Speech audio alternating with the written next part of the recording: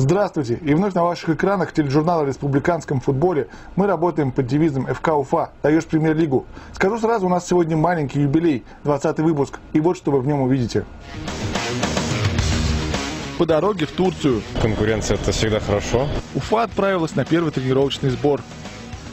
Первые матчи, первые голы, первые выяснения отношений. Обыграна самая титулованная команда Швейцарии. Уфа-2 вышла на заснеженную тропу. Тренироваться одно удовольствие. Микаэлян проверяет в деле молодежь. Мини-футбольный чемпионат стартовал в Кармаскалах. Тут уже 12 человек, и все боеспособны. Фаворит начал с 2 крупных побед. Как встретишь Новый год, так его и проведешь. Оказывается, эта аксиома действует не всегда. Мы спросили нескольких игроков нашей команды, где они провели самый семейный праздник. Естественно, в кругу семьи. А вот большую часть 2013-го футболисты будут проводить в кругу нашей команды. На сборах, тренировках и непосредственно в игре. Ну и самый главный вопрос, как встретил Новый год, какие были подарки, сколько много было радости? Да не, отлично встретил с семьей в Уфе. То есть жена подарила мне дочку. Все великолепно дома, в кругу семьи, с детьми. Да, я Новый год встретил с семьей. Каникулы провел тоже с семьей. Очень мало времени получается проводить в кругу семьи. Поэтому с детьми нанянчился, наигрался, поэтому дома все время. Съездил в Мелюз на пару дней, родителей навестил, там, родственников. Ну, так, как обычно начался. Новый год встречал с друзьями, за городом, на природе. Вот, все хорошо, отпуск провел. С супругой слетал, отдохнул. И остальное время был у себя дома, на родине, в Рязани. Прилично дел накопилось, то есть там какие-то дела делал. Мама юбилей отметила, 50 лет исполнилось. Я провел только с близкими людьми. С девушкой, с родителями, с братьями. Только в кругу близких людей. Что подарили? Что подарили? Машину подарили родители. От близких так, по мелочи. О своих новогодних похождениях футболисты рассказывали буквально сидя на чемоданах. Команда отправилась на первый межсезонный сбор в Турцию. В Аланию транзитом через Москву Уфа улетела 10 января. Мы проводили всех тех, кто вылетал по маршруту Уфа-Москва непосредственно до трапа самолета. Футболисты получили трехнедельный план подготовки перед выходом в отпуск, который они, по-моему, 16 декабря, вот по 7-8 января они должны были его выполнить. Я думаю, что сейчас многие приедут уже готовы к работе. Надежно упаковать медикаменты и витамины, преддорожные хлопоты подходят к концу. Ничего бы не забыть, волнуется врачебный штаб команды. Наша задача медицинского штаба просмотреть совместно с тренерским составом, смотреть игроков и помочь в физподготовке, в деле тренировок и следить постоянно за состоянием спортсменов. Не по себе и юному Булату Хайернасову. Своим усердием и трудолюбием 18-летний воспитанник уфимского футбола доказал тренерскому штабу Уфы, что его можно проверить в деле в условиях, приближенных к боевым, на первых сборах взрослой команды. Охота показать себя, доказать, может попасть в команду, если возьмут, конечно. Закрепиться. Если не получится, то, дай бог, заиграть во второй команде, уже по второй лиге. Места в клубном автобусе заняли далеко не все футболисты башкирской команды. Остальные, в том числе и тренерская составляющая, присоединятся к вылетающим из Уфы уже в Первопрестольный. А пока есть время сделать важный звонок или просто помечтать на дорожку.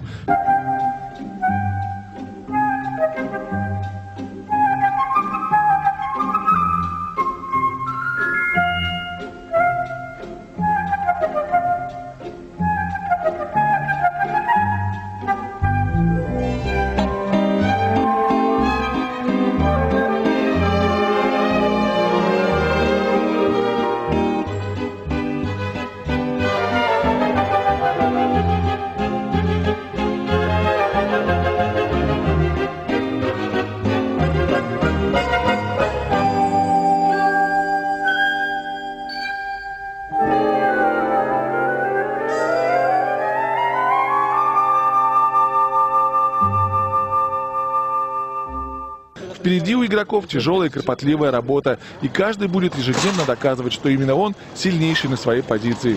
Конкуренция – это всегда хорошо, но я считаю, что настоящие звезды вырастают только когда ты конкурируешь с кем-то.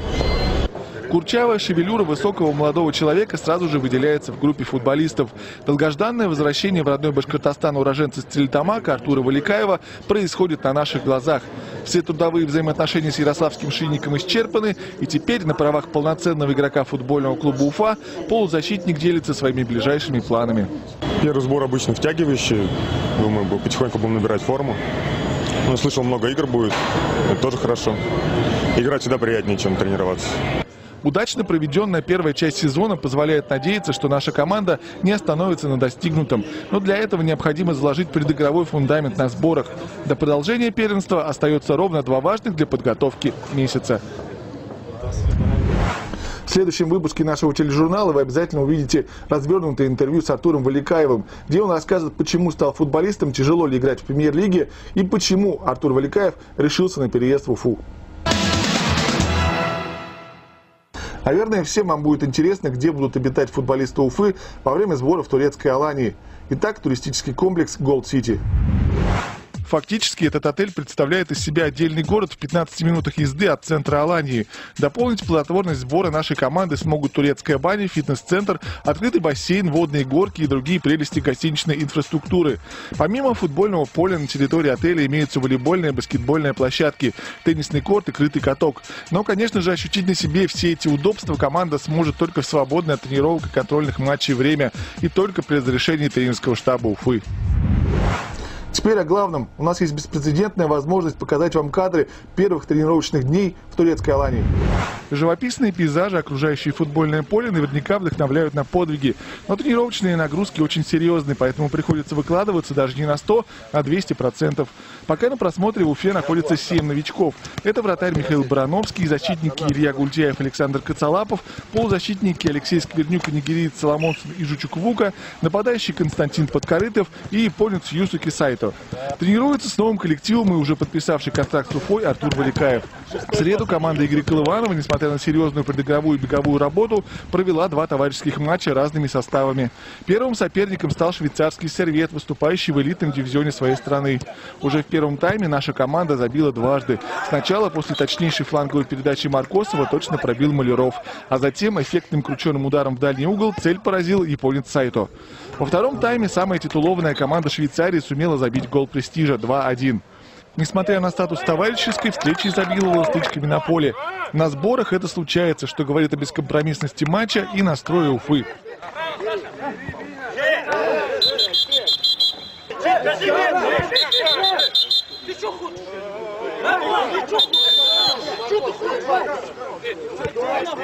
По окончании победного матча против 17-кратного чемпиона Швейцарии Уфа вышла на поле вновь.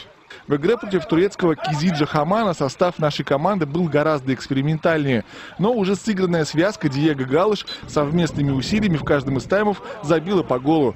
Соперник сумел поразить ворота Михаила Барановского лишь с 11-метровой отметки. Вновь 2-1. Вы смотрите футбольную программу на БСТ. Помимо, собственно, самой подготовки к продолжению сезона ФНЛ, в Турции нашему клубу придется озаботиться об усилении состава. Переход Артура Валикаева в Уфу – дело решенное. А сейчас представляем очередных потенциальных новичков футбольного клуба Уфа. 26-летний центральный полузащитник Константин Подкорытов родился в городе Нерюнгри, республики Саха-Якутия. В 14 лет он переехал в спорт-интернат Кубань.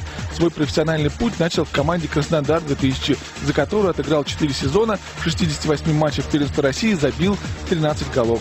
Далее была безуспешная попытка закрепиться в Кубани Павла Яковенко, возвращение в свою первую команду и сезон, проведенный за ФК Губкин. В 2009-м Подкорытов перебрался в Саранск и помог Мордовии вернуться в первый дивизион, выиграв Урало-Поволжскую зону, а также в придачу Кубок ПФЛ. Но сам чести повышения в классе не удостоился, оказавшись в Учеринском горняке. 22 игры и 6 забитых мячей за башкирский клуб, а также кубковая победа над московским «Локомотивом» привлекли к полузащитнику внимание начикского «Спартака». Но уже на первых сборах Подкорытов получил травму по поводу мениска и пришлось возвращаться в Учелы. В первой части полуторагодичного сезона он сыграл за горняк 23 раза и трижды поразил ворота соперника. Теперь об уфимских дублерах, которые тоже вышли из отпуска и приступили к тренировочным занятиям. Подопечные Макича Микеляна пока занимаются физподготовкой в одном из парков столичного микрорайона Затон. Получасовая пробежка, затем работа с мячом. Учитывая, что Уфа-2 в перспективе может по окончании весенней части сезона в третьем дивизионе подняться эшелоном выше, необходимо усиление состава.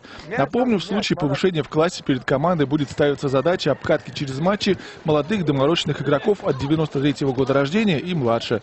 Уже сейчас в занятиях принимают участие 17-летние футболисты, в прошлом году удачно выступившие во взрослом первенстве республики. Действительно очень рад, что взяли тренироваться за дубль. Погодные условия просто замечательные. Тренироваться одно удовольствие. Просто раньше мы тренировались только в залах. Сейчас вот погодные условия отличные. Работаю над физикой. Какие цели перед собой ставишь вот именно на этих тренировках? Ну, первоначальная цель – отлично, стабильно тренироваться, чтобы попасть в список кандидатов на сборы в Турцию. Набирают форму в коллективе Макича Микеляна и более старшие ребята. У Виктора Курышева, пока выступающего за Ашинский Металлург, есть высокие цели, к которым самобытный футболист стремится изо всех сил. Пока на первом месте идем вообще, и поэтому, скорее всего, будем бороться за первое место. Основная задача хотя бы в карьере своей первое место занять. Урал, Западная Сибирь, 3-й дивизион. Полную версию материала о тренировках Уфы-2 перед отъездом на межсезонный сбор смотрите в нашей следующей программе. Накануне 4 матчами в Кармаскалах стартовал очередной чемпионат Башкортостана по мини-футболу. О формуле турнира, составе участников и фаворитов нам поведал заместитель председателя Республиканской Федерации Александр Лапин. Команда играет в один круг, 8 команд. После 6 команд лучших играют четвертьфинальную, полуфинальные пары и финал. Вот так мы проведем этот чемпионат. Ну и по вашему мнению, кто главный фаворит этого чемпионата? Главный фаворит, как и в прошлом году, студенческие команды Уфы. Это УФМС «Старт», это БГПУ Уфа и БГАО. Очень хотелось бы увидеть новичков команду Кармаскалы и «Зенит». Но я думаю, что им еще надо трудиться в поте лица, чтобы добиться такого мастерства, как у команды уфимской. Ну и, безусловно, всегда чемпионат украшают звезды. Вот кто главные звезды потенциальные нынешнего чемпионата?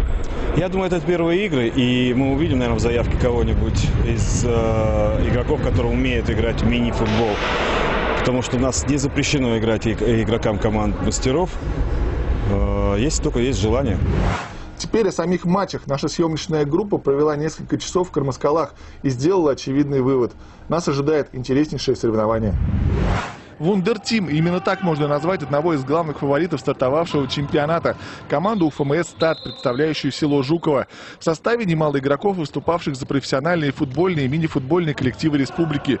При желании УФМС «Старт» мог бы смело заявиться в чемпионат по классическому футболу и был бы там далеко не на последних ролях. Да, ну вот я посмотрел состав ваш на сегодняшнюю игру, знаю, кто еще может войти также в любое время заявку. Мне кажется, пора уже таким составом в большой классический футбол играть. Ну да, возможно, даже привезли, вот, по идее, 2 четверки хватает, а тут уже 12 человек, и все боеспособные. Ну, не знаю, столько народу. Это же лучшая конкуренция, здоровая конкуренция, рождает результат.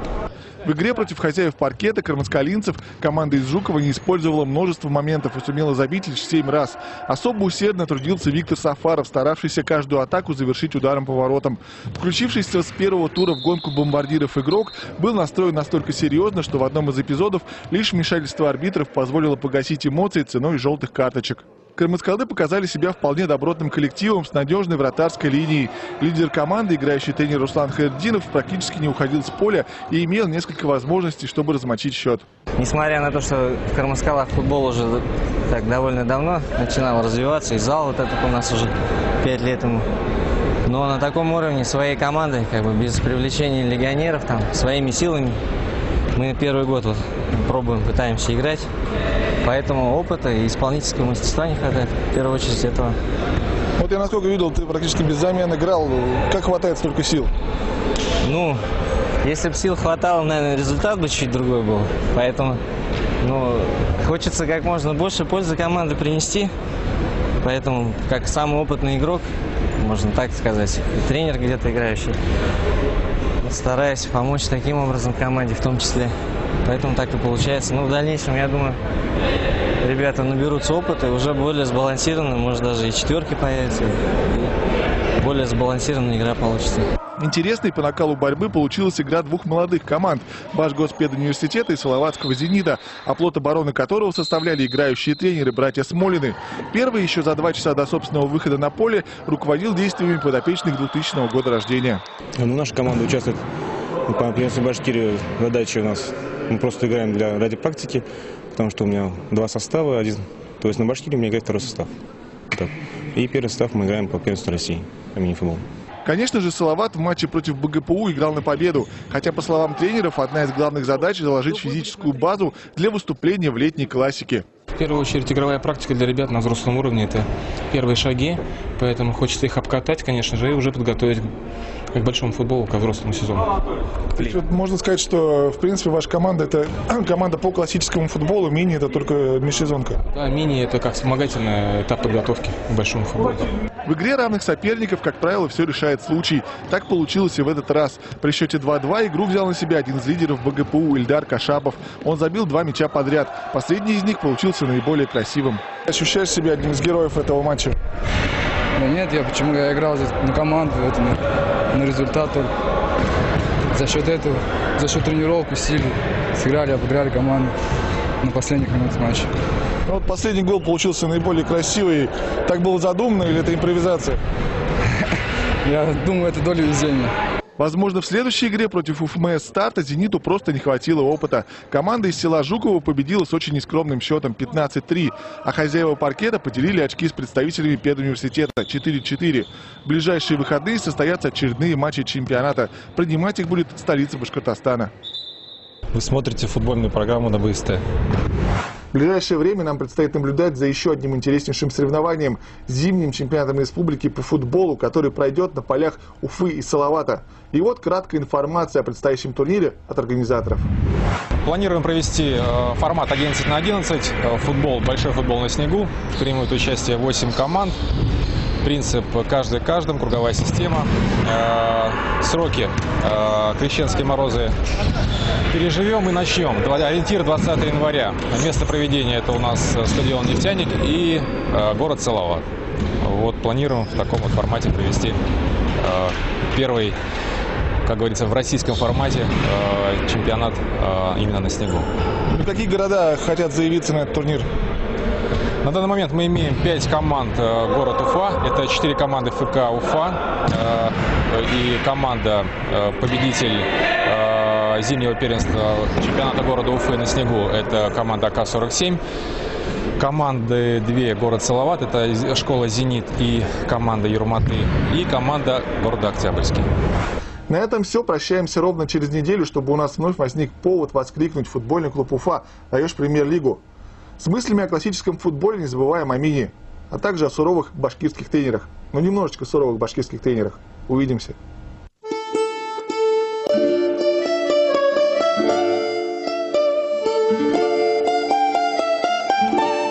Толя, момент тоже. Макс тебе Ильгам отдает и пошел вперед. Не получилось его вывести, не получилось тебе пойти в ударную позицию. Кого надо выводить? Третьего? А на третьего кто идет? Я здесь иду, потому что я здесь нахожусь. Окажется другой игрок, другой будет на третьего идти.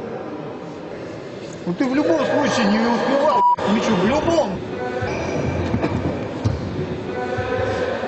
Керим, объясни мне, как можно...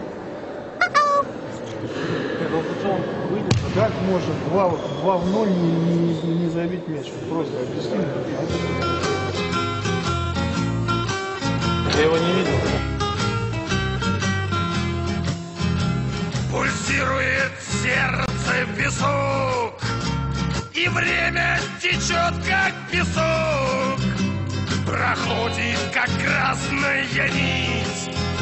Мне нужно в бою победить. Проходит, как красная нить. Мне нужно в бою победить. Не выжить, а выиграть бой. Не выжить, остаться с собой. Натянуты нервы в нить.